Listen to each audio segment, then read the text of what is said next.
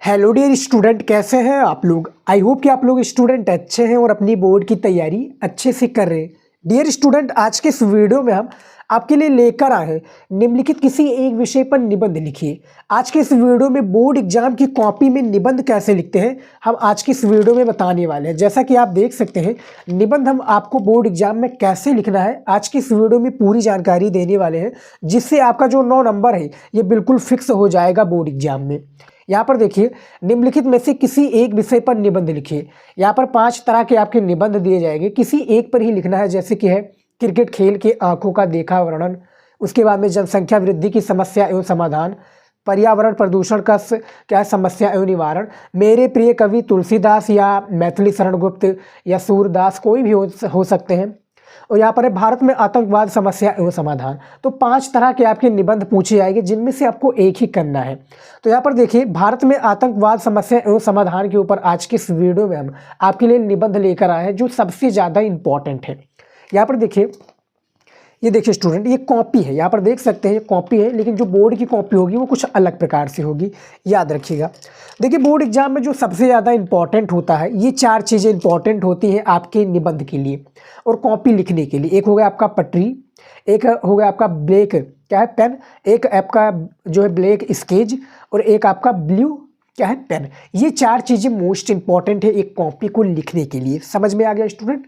अब देखिए देखिए अब जो निबंध है, निबंध को कैसे लिखना है। देखिए, आपका जो निबंध का शब्द सीमा होता है, याद रखिएगा, जो एक निबंध का होता है 250 शब्दों में लिखना पड़ता है एक निबंध को, और उसके लिए आपको एग्जामिनर 9 नंबर देता है।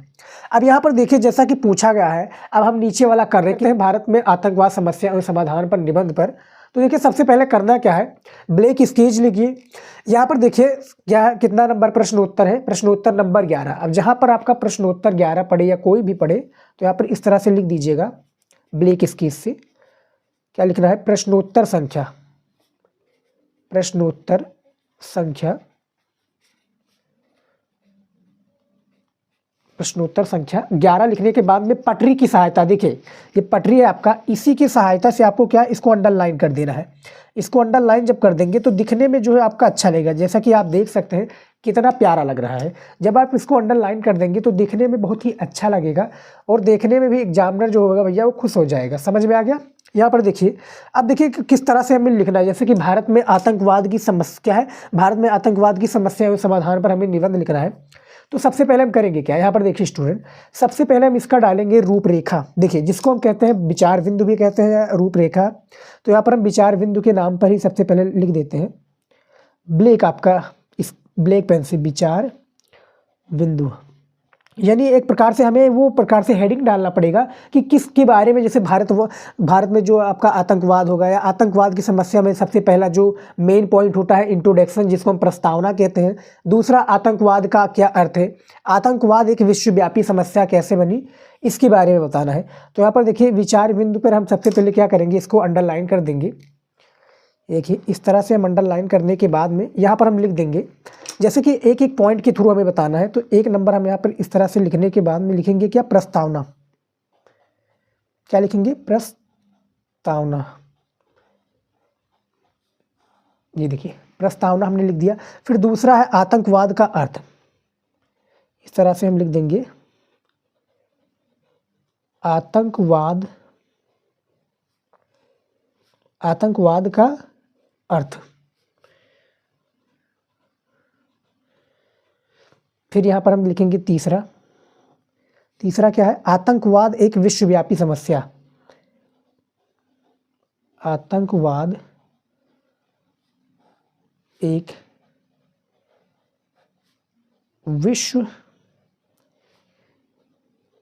विश्वव्यापी समस्या। ये होगा हमारा तीसरा। फिर चौथा देखिए क्या है, देखिए जब आप हेडिंग के अनुसार करेंगे तो काफ़ी अच्छा लगेगा। भारत में आतंकवाद, भारत में, राइटिंग से इम्पॉर्टेंट है स्टूडेंट। राइटिंग से जब आप करेंगे तो एग्जामिनर काफ़ी खुश होगा। भारत में आतंकवाद। उसके बाद में 5वां है जिम्मेदार कौन।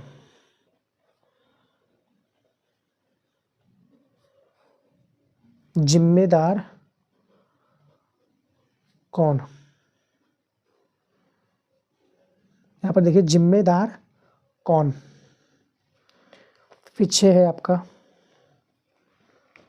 आतंकवाद के विविध रूप, आतंकवाद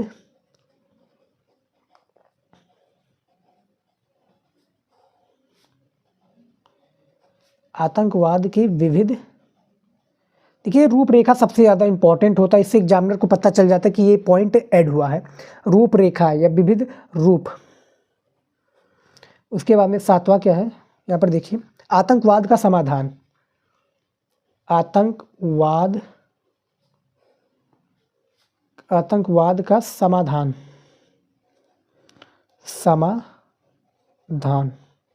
ये हो गया। उसके बाद में 8वां देखिए, 8वां जो हमारा लास्ट में निकल कर आता है, जिसको हम निष्कर्ष कहते हैं या उपसंहार। ये देखिए यदि पूरे का जो आतंक, जैसे हम निबंध लिख रहे हैं इस पर, तो इसका पूरा निष्कर्ष क्या निकल कर आता है हमें लास्ट में बताना पड़ता है, जैसे कि 8 में हम लिख दिया है। अब यहाँ पर देख सकते हैं हमने विचार बिंदु में ये तो डाल दिया है। अब करेंगे क्या, सबसे पहला नंबर क्या है, प्रस्तावना है। तो सबसे पहले हम करेंगे क्या, यहाँ पर एक नंबर इस तरह से ब्लैक स्केच लेंगे, यहाँ पर ऐसे कर देंगे, इस तरह से लिखने के बाद में क्या लिखेंगे, प्रस्तावना लिखेंगे। किससे लिखेंगे, ब्लैक पेन से। यहाँ पर देखिए प्रस्तावना। ठीक है, काट पीट बिल्कुल भी मत कीजिएगा, काट पीट से कॉपी जो है बिल्कुल भद्दी दिखने लगती है। तो प्रस्तावना लिखेंगे इस तरह से। देखिए प्रस्तावना पूरी आपको निबंध लिखना बताएंगे, किस तरह से बोर्ड एग्जाम में लिखा जाता है, कितने शब्दों में लिखा जाता है और किस तरह से हेडिंग से लिखा जाता है, ताकि एग्जामिनर जो भैया खुश होकर फुल मार्क्स देता है। तो यहाँ पर देखिए प्रस्तावना में क्या लिखेंगे, प्रस्तावना में मनुष्य भय के, देखिए क्या भैया, मनुष्य जो है भय से निष्क्रिय, मनुष्य भय से निष्क्रिय, भय से, देखिए गैप करना बहुत जरूरी है। यहाँ पर देखिए हमने शब्दों में जो है गैप किया हुआ है, जिससे पढ़ने में कोई दिक्कत नहीं होगी। देखिए निष्क्रिय और पलायनवादी,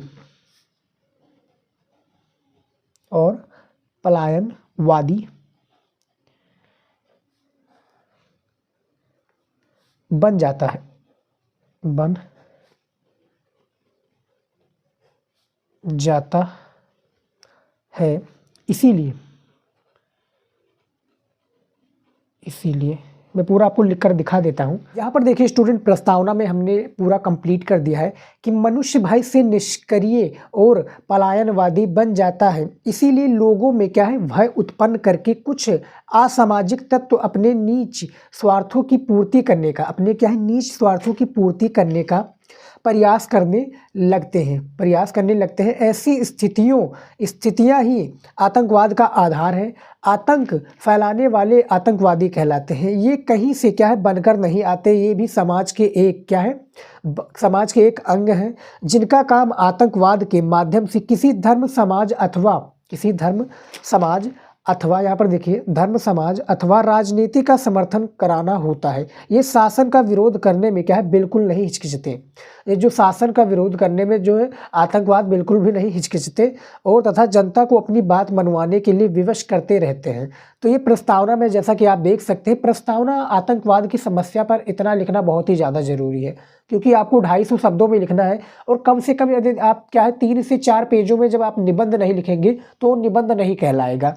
तो प्रस्तावना में आप देख सकते हैं इस प्रकार से हेडिंग डालना है और इस तरह से लिखना है। आगे देखते हैं जो हमारा दूसरा हेडिंग है, क्या है, यहाँ पर देखिए मैं हेडिंग दिखा देता हूँ।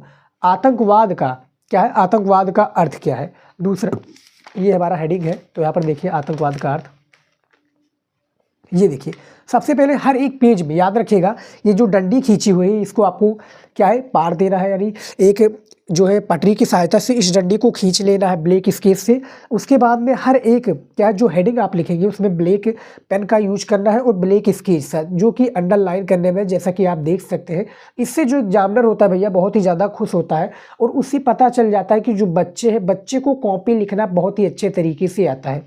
समझ में आ गया। यहाँ पर देखिए आतंकवाद का अर्थ क्या है, आतंक, देखिए आतंक प्लस वाद क्या है, आतंक यहाँ पर हो जाएगा, आतंक प्लस वाद से बने इस शब्द का सामान्य अर्थ, आतंक का क्या है, आतंक का सिद्धांत है। ये अंग्रेजी के टेररिज्म शब्द का हिंदी रूपांतरण है। टेररिज्म आप लोगों ने सुना होगा, जिसका अर्थ होता है आतंकवाद। क्या है, टेररिज्म शब्द का हिंदी रूपांतरण है। आतंक क्या है, आतंक का अर्थ है पीड़ा, डर, आशंका। इस प्रकार आतंकवाद एक ऐसी विचारधारा क्या है, एक ऐसी विचारधारा है जो अपने लक्ष्य की प्राप्ति के लिए बल प्रयोग में विश्वास रखती है। ऐसा बल प्रयोग विरोधी वर्ग, समुदाय या संप्रदायवाद क्या है, संप्रदाय को भयभीत करने और उस पर अपनी प्रभुत्ता स्थापित करने की दृष्टि से किया जाता है। यहाँ पर देखिए आतंकवाद का हमने अर्थ बता दिया, प्रस्तावना में बता दिया कि इसका इंट्रोडक्शन क्या होता है। जिस प्रकार से जैसे हमें इंट्रोडक्शन देना है, अपना एक प्रकार से हमें प्रस्तावना देना, अपना परिचय देना है, तो उस प्रकार से हमें एक प्रकार से वहाँ पर आपको बताना पड़ेगा। जैसे आप कहीं कॉलेज में गए या इंटरव्यू में आप क्या एक प्रकार से इंट्रोडक्शन देना है, तो जब आप देंगे इंट्रोडक्शन तो उसी हिसाब से आतंकवाद के ऊपर भी निर्धारित होता है। यहाँ पर हमने आतंकवाद का अर्थ बता दिया है। अब यहाँ पर आप शब्दों पे गौर करेंगे स्टूडेंट, तो देखिए थोड़ा थोड़ा गैप कर दिया है। क्या है, गैप कर दिया, जिससे पढ़ने में यदि आप वीडियो को रोक कर भी पढ़ सकते हैं, सारी चीज़ों को देख सकते हैं। बहुत ही अच्छे से लिखा है, राइटिंग में लिखा गया है स्टूडेंट, याद रखिएगा। जैसे देख सकते हैं उतनी अच्छी नहीं है, लेकिन हाँ इतनी अच्छी कि एग्जामिनर अच्छे अंक देंगे। तो राइटिंग से लिखिए, उसके बाद में जो है इसमें ज़्यादा काट पीट मत कीजिए, बिल्कुल भी काट पीट ना करें। उसके बाद में यहाँ पर देखिए गैप जरूर करें, जिससे पढ़ने में कोई प्रॉब्लम्स का सामना ना करना पड़े एग्जामिनर को।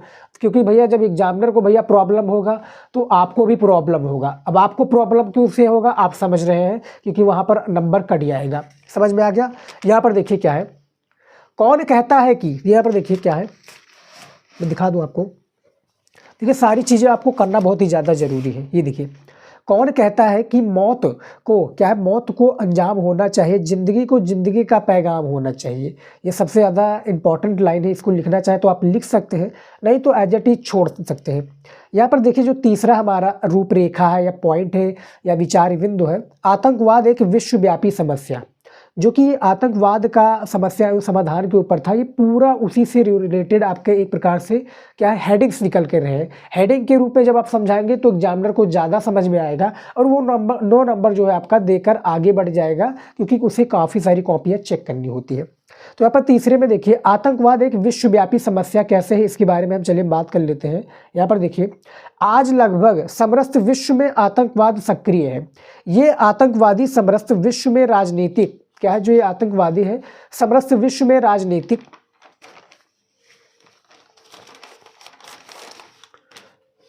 यहाँ पर देखिए राजनीतिक स्वार्थों की पूर्ति के लिए क्या है, राजनीतिक स्वार्थों की पूर्ति के लिए सार्वजनिक हिंसा और हत्याओं का सहारा ले रहे हैं। भौतिक दृष्टि से विकसित देशों में तो आतंकवाद की क्या है, आतंकवाद की इस प्रवृत्ति के क्या है विकराल रूप ले लिया है। यानी आतंकवाद जो है विकसित देशों में आतंकवाद इस प्रकार से विकराल क्या है रूप ले लिया है। देखिए इनके अनुसार समझिए, जे.सी. स्मिथ के अनुसार समझिए आतंकवाद का क्या है रूपरेखा। देखिए अपनी बहुचर्चित पुस्तक लीगल, जो कि जे.सी. स्मिथ है, अपनी बहुचर्चित पुस्तक लीगल कंट्रोल, यहाँ पर देखिए कंट्रोल ऑफ इंटरनेशनल टेररिज्म में जो लिखते हैं कि इस समस्या संसार में क्या है, ये जो आतंकवाद समस्या है जो संसार में क्या है, संसार में जैसा तनावपूर्ण वातावरण बना हुआ किसी देश के है क्या है वातावरण बना हुआ किसी देशों द्वारा अन्य देशों में आतंकवादी गुटों को समर्थन देने की घटनाएं बढ़ेगी। क्या है, राजनयिकों की हत्याएं, विमान अपहरण की घटनाएं बढ़ेगी और रासायनिक हथियारों का प्रयोग, रासायनिक हथियार के बारे में तो आपको पता होगा कि बताने की आवश्यकता नहीं है। देखिए रासायनिक हथियारों का प्रयोग अधिक तेज होगा। श्रीलंका में क्या है, तमिलो, जापान में रेड आर्मी, भारत में सिख और होमलैंड और स्वतंत्र कश्मीर चाहने वालों आदि के हिंसात्मक संघर्ष आतंकवाद की श्रेणी में आते हैं।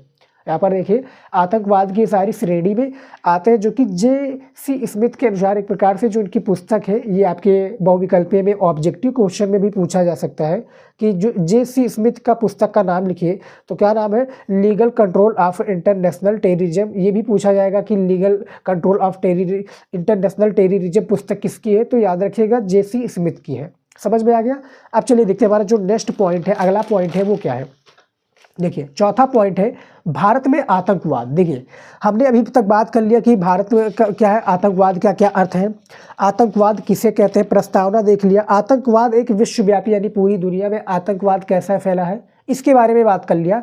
आप देखिए चौथा नंबर पॉइंट में भारत में आतंकवाद किस तरह से है। देखिए आप देख लीजिए, सारे पॉइंट को नोट कर लीजिए किस तरह से हमने लिखा है, और एक टॉपर किस तरह से लिखता है याद रखिएगा।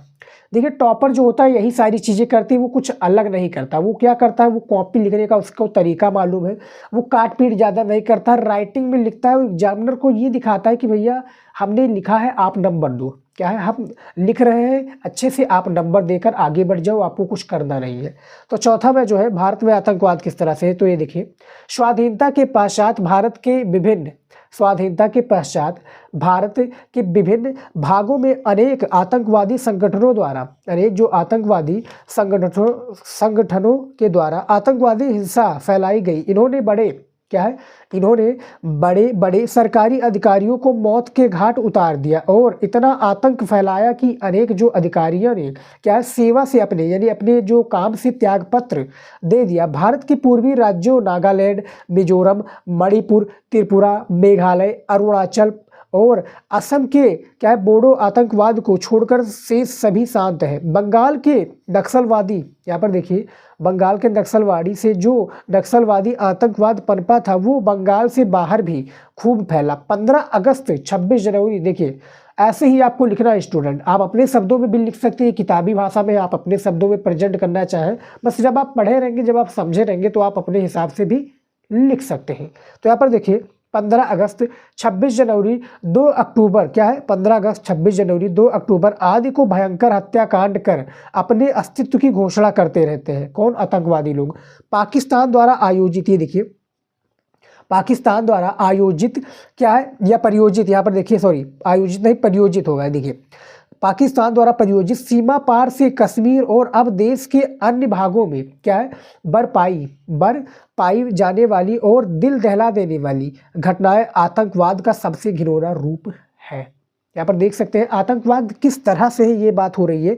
हमने इस निबंध को आतंकवाद के ऊपर लिखा है, आप जनसंख्या के ऊपर भी हमने लिख दिया है, पर्यावरण के प्रदूषण के बारे में भी बता दिया है, और मेरी प्रिय कवि तुलसीदास, जयशंकर प्रसाद या कबीरदास, कोई भी हो उनके बारे में भी आप लिख सकते हैं, आपने पढ़ा है तो देखिए भारत में आतंकवाद किस तरह से किन राज्यों में है, जैसा कि हमने बता दिया है। यहाँ पर देख सकते हैं स्टूडेंट, ये देखिए वीडियो को रोक कर भी देख सकते हैं। चलिए देखते हैं अगला जो हमारा पॉइंट है वो क्या है।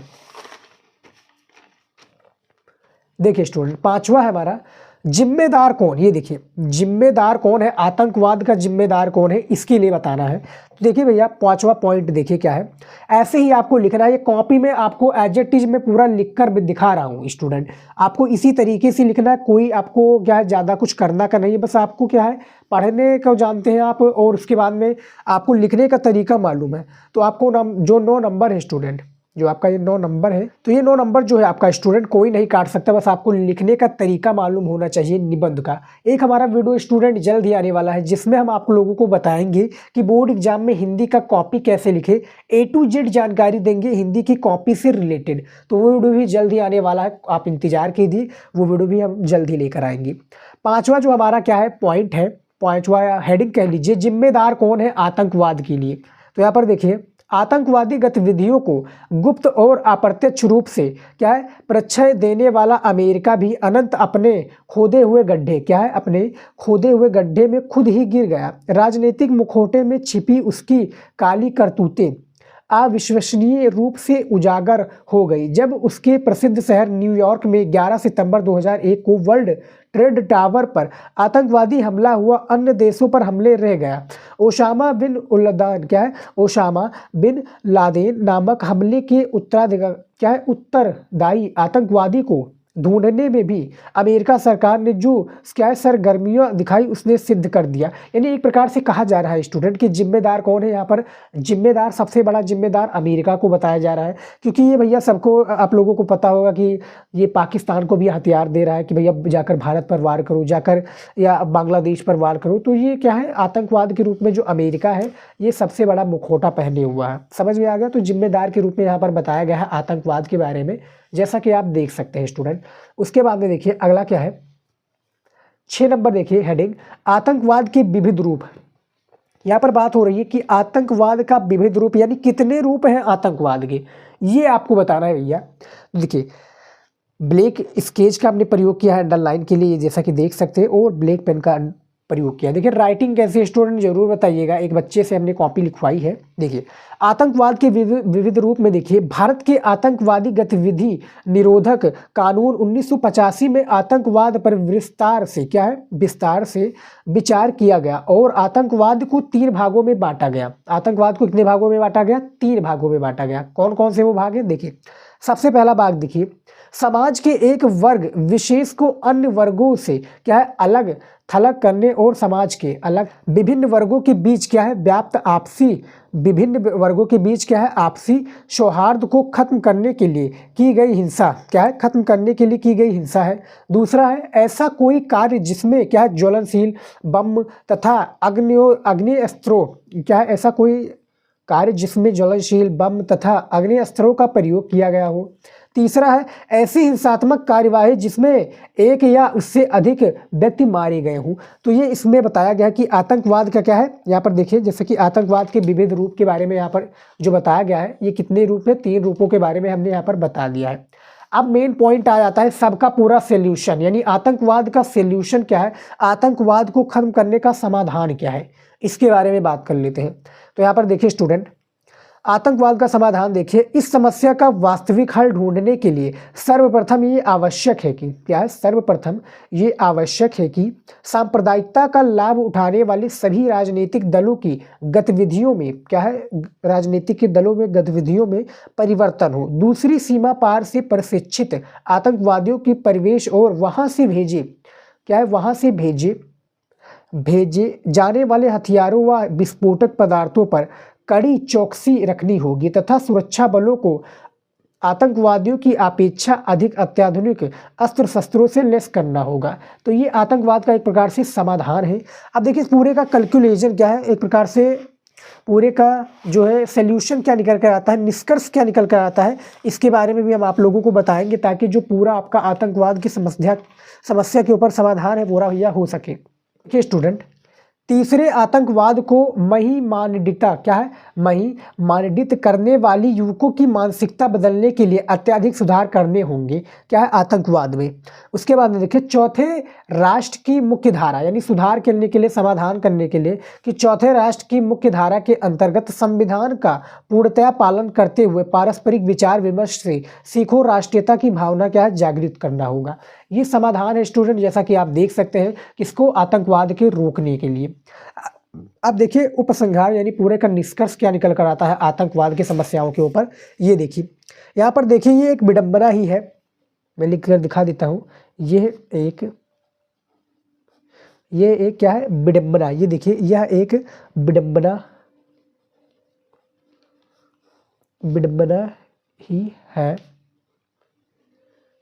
विडंबना ही है कि महावीर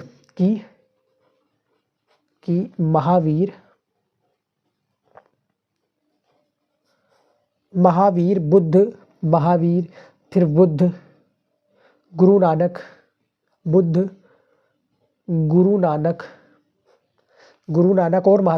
नानक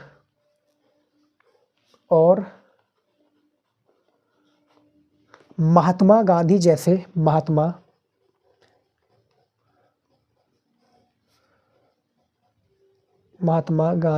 जैसे महापुरुषों की जन्मभूमि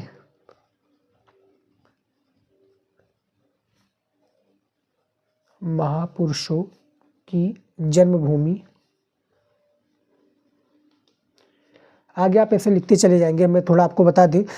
क्या है, महापुरुषों की जन्मभूमि पिछले कुछ दशकों से सबसे क्या है, अधिक आसान तो हो गई है। देश के 139 करोड़, ये 2000 क्या है 139 करोड़ की बात हो रही है, लेकिन प्रेजेंट टाइम में 142 करोड़ है।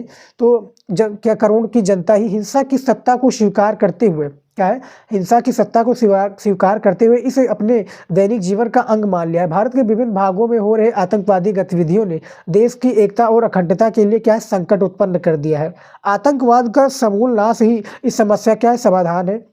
क्या है, टाटा के स्थान पर क्या है, टाडा के स्थान पर भारत सरकार द्वारा एक आतंकवाद निरोधक कानून पोटा लाया गया, जिससे दूसरी सरकार ने ये कहते हुए कि ये सख्त के व्यापक कानून आतंकवादी की संपूर्णता अंकुश लाने की इच्छुक सरकार ने अपने इस प्रशासनिक तंत्र को ही बदलने की विचार करना चाहिए। तो एक प्रकार से जो उपसंहार है, पूरा निष्कर्ष आप इसको लिख सकते हैं कि उपसंहार किस तरह से है, इसका पूरा आप निष्कर्ष बता सकते हैं कि आतंकवाद का समस्या का इस प्रकार से उपाय हो सकता है।